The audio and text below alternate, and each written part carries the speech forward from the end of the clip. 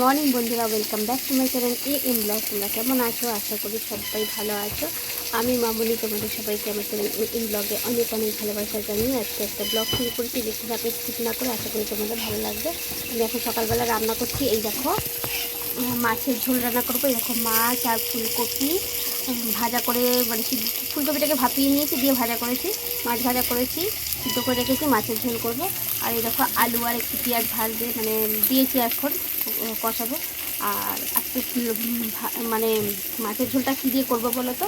এই দেখো, আমি গাছ থেকে এরকম 3টে পাকা লঙ্কা পেরে নিয়ে এসলাম।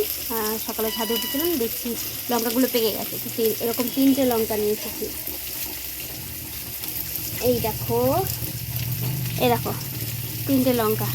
বেশি তো ঝাল খাই না, তাই জন্য এই 3টে লঙ্কাতে হয়ে যাবে। যেহেতু দুষ্টু খায়, বেশি একটা ঝাল করা যাবে না। এই দেখো, আমি এই হাত দিয়ে, বাবা তোমার সাথে কথা বলতে বলতে পুড়ে যাচ্ছে। বললে সেদ্ধ হবে না, সেদ্ধ হয়ে যাবে। হয়ে গেছে? কম তাপ। ও, যাই হোক। আর তার সাথে পেরে নিয়ে এসেছিলাম এই যে লেবু পাতা। আজকে মাছের ঝোলে লেবু পাতা দেবো। একটা গাছ হয়েছে, লেবু গাছ বড়, তো লেবু পাতা দেবো দিয়ে আজকে মাছের ঝোল করব। কালকে বাজারে গেছিলো, শাক নিয়ে এসছে। শাকটা মানে ধোয়া বাছা হয়নি, তো দেরি হবে, ওই জন্য শাকটা পরে করবো।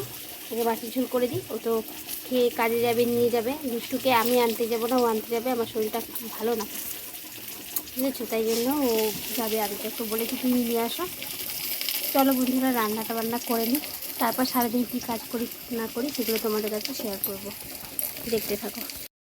তো বন্ধুরা দেখো, রান্না বান্না তো আমি শুরু করে দিয়েছি, তোমরা দেখতেই পাচ্ছ। তো আমি এখানে দেখো মাছের ঝোল করব। পেঁয়াজ আলু এইগুলোকে ভেজে নিচ্ছি। তো তারপর মশলা দিয়ে আর কি কষাবো। তো কি কি মশলা দেব মাছের ঝোলে সেটা তো তোমরা জানো। পেঁয়াজ, আদা, রসুন, লঙ্কা, ধনের গুঁড়ো, জিরের গুঁড়ো, আর হচ্ছে টমেটো। আর আমি এটা ফুলকপি দিয়ে করছি। ফুলকপিটাকে আমি সিদ্ধ করে নিয়ে হালকা ভেজে তারপর দেখো একসাথে সব কিছু কষিয়ে নিচ্ছি।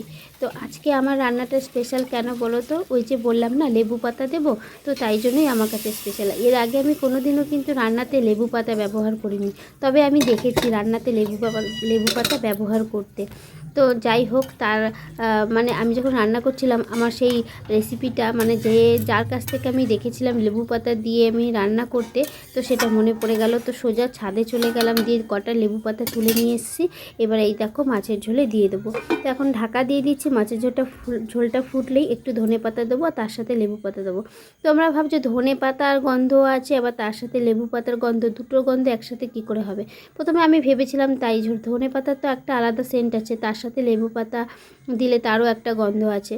তো যাই হোক, আমার কিন্তু রান্না কমপ্লিট হয়ে গেছে। তো তারপর আমি যখন গন্ধটা পাই, তো খুব সুন্দর একটা দারুণ গন্ধ লাগে। আর যখন ভাতটা খাওয়া হয়, মানে ভাত খাওয়ার সময় এই যে মাছের ঝোলের যে সেন্টটা বার হচ্ছে, তো তার যে এত সুন্দর একটা গন্ধ, তো গন্ধটাই আমার বেশ ভালো লাগে আর কি। তো দেখলাম সেটাই। তো যেখান থেকে আমি দেখেছিলাম, মানে যার রান্নাতে আমি দেখেছিলাম এরকম লেবু পাতা ব্যবহার করতে, তো মানে তার রান্না থেকে আমি শিখেছি। তো এতদিন ট্রাই করিনি, আজকে করলাম। তো চলো দেখো, এখানে একটা ছোট্ট বাটিতে আমি মাছের ঝোলটা বেড়ে নিচ্ছি। একটা লেবু পাতা উপরে দিয়েও দিলাম, যেটা আমি কড়াইতে দিয়েছিলাম। তো খুব সুন্দর লাগছিলো। আর এই মাছের ঝোলটা আছে, দেখতে পাচ্ছ, এটা হচ্ছে আগের দিনের ছিল, সেটাকে গরম করে নিয়েছি, দিয়ে দুষ্টু বাবাকে খেতে দিয়ে দিয়েছিলাম। তো দেখো, এবার দুষ্টু স্কুলে সাইকেল চালাচ্ছে, তোমাদের কাছে এটা একটু শেয়ার করছি। ও দেখো পুরো সিটে সাইকেল চালানো শিখে গেছে। সাইকেল চালানোটা মোটামুটি ও একাই শিখেছে। আর আজকের ভিডিওটাতে তেমন কিছু নেই, আজকের ভিডিওটা এতটুকুই। আবার আসবো নতুন ভিডিওর সাথে, ততক্ষণ পর্যন্ত সবাই ভালো থাকো।